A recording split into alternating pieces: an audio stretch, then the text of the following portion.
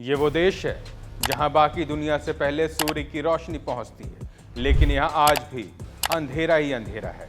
ये एक ऐसा देश है जहां एक परिवार का उदय हो रहा था तो वहीं देश की तकदीर का सूरज डूब रहा था। शीत युद्ध की विरासत को समेटे बैठा यह देश है कोरिया।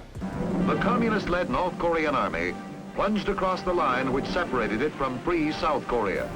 कोरिया की धरती पर सदियों से साम्राज्यों का उदय और पतन होता रहा, लेकिन 20वीं सदी के मध्य में एक ऐसे परिवार का उदय हुआ जो कोरिया के आधे हिस्से का भाग्य विधाता बन गया।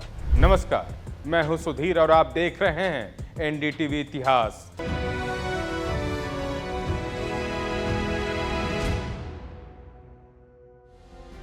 आज हम बात करेंगे किम राजवंश की। किम खानदान के इतिहास से पहले कोरिया को समझते हैं। कहानी की शुरुआत 1910 से होती है, जब जापान ने कोरिया पर कब्जा किया था। कई वर्षों के युद्ध, धमकी और राजनीतिक षड्यंत्रों के बाद कोरिया को जापान ने अपने साम्राज्य में मिला लिया। स्कूलों और विश्वविद्यालयों ने कोरियाई भाषा बोलने पर रोक लगा दी। जापानी भाषा को आगे बढ़ाया गया। शारीरिक श्रम के साथ ही सम्राट के प्रति वफादारी पर जोर दिया गया और धीरे धीरे करीब 1 लाख जापानी परिवार को कोरिया में बसा दिया। हालांकि जापान ने एक पूरी पीढ़ी तक कोरिया पर कब्जा किया, लेकिन कोरियाई लोगों ने जापानी शासन के आगे घुटने नहीं टेके। पूरे कब्जे के दौरान कोरियाई स्वतंत्रता के लिए विरोध आंदोलन चलता रहा। 1919 में मार्च फर्स्ट मूवमेंट ने कोरियाई स्वतंत्रता की घोषणा की और 1500 से ज्यादा प्रदर्शन हुए। जापानियों ने इन विरोध प्रदर्शनों को क्रूरता से दबा दिया, लेकिन इससे पहले कोरिया में आज़ादी की इच्छा पूरी तरीके से फैल चुकी थी। 1945 में द्वितीय विश्व युद्ध समाप्त हुआ। कोरिया को 2 भागों में बांट दिया गया।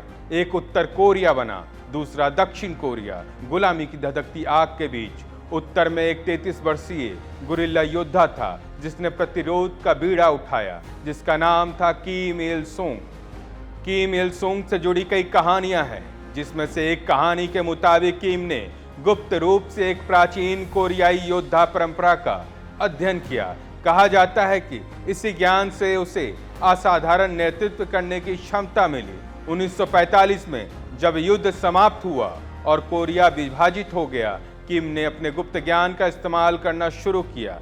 किम ने अपने समर्थकों को इकट्ठा किया और 1948 आते आते उसने औपचारिक रूप से उत्तर कोरिया में एक नई व्यवस्था की नींव रख दी, जो प्राचीन कोरियाई परंपराओं और आधुनिक समाजवाद का अनोखा मिश्रण था। और इसी के साथ किम ने खुद को उत्तर कोरिया का प्रधानमंत्री घोषित कर दिया। यहीं से उत्तर कोरिया में किम युग की शुरुआत हो गई। लेकिन 2 सालों बाद ही 1950 में किम की सत्ता को अग्नि परीक्षा से गुजरना पड़ा।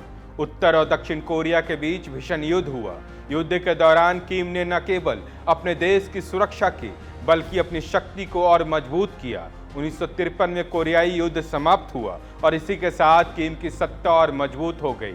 इस जीत को लोगों ने गुप्त ज्ञान का प्रभाव बताया। 1972 आते आते किम ने एक रहस्यमय जूचे नाम की एक रहस्यमयी विचारधारा बनाई, जिसका अर्थ था आत्मनिर्भर। इसका स्रोत आज भी एक रहस्य है। यह सिद्धांत कहीं न कहीं कोरिया के प्राचीन दर्शन से प्रेरित था और इसी के साथ किम खुद को महान बनाने की प्रक्रिया में जुट गया। उसने अपने चेहरे की तस्वीरें हर जगह लगवा दी और लोगों को बताना शुरू किया कि वो एक महान नेता है।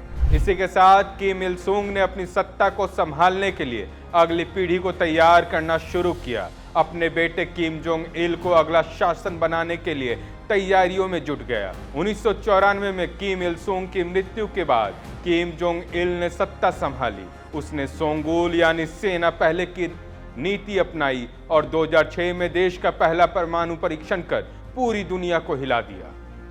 2011 में किम जोंग इल की मृत्यु के बाद उनका बेटा किम जोंग उन 27 साल की उम्र में उत्तर कोरिया का पालनहार बन गया। अपने पिता और दादा की तरह किम जोंग उन ने भी पूर्वजों के ज्ञान और आधुनिक तकनीक के गठजोड़ को मिलाकर अपने परिवार की विरासत को आगे बढ़ाया और 2017 में अपनी पहली अंतर्महाद्वीपीय बैलिस्टिक मिसाइल का परीक्षण किया। परमाणु हथियार के बाद बैलिस्टिक मिसाइल की शक्ति वाला देश बनते ही ये एक प्राचीन ज्ञान और आधुनिक विज्ञान का संगम है। 1948 से किम राजवंश की कहानी का इतिहास 75 साल पुराना हो चुका है। किम परिवार का शासन कोरिया के इतिहास का एक जटिल अध्याय है। ये एक ऐसी कहानी है जो प्राचीन परंपराओं, आधुनिक राजनीति और गहरे रहस्यों का मिश्रण है। जैसे जैसे दुनिया बदल रही है, क्या किम परिवार अपने प्राचीन ज्ञान और आधुनिक चुनौतियों के बीच संतुलन बना पाएगा, या फिर क्या कोरिया का ये रहस्यमय अध्याय एक नए मोड़ पर आ जाएगा। इतिहास के पन्ने अभी भी लिखे जा रहे हैं और किम राजवंश की कहानी अभी समाप्त नहीं हुई है। लेकिन दुनिया से अलग थलग इस देश में एक ऐसी व्यवस्था है जहां सिर्फ किम का ही कानून चलता है। लेकिन दुनिया के बाकी हिस्से में लोग उम्मीद करते हैं कि एक दिन उत्तर कोरिया के लोग भी दुनिया के साथ जुड़ना चाहेंगे और अपनी कहानी खुद लिखेंगे। धन्यवाद।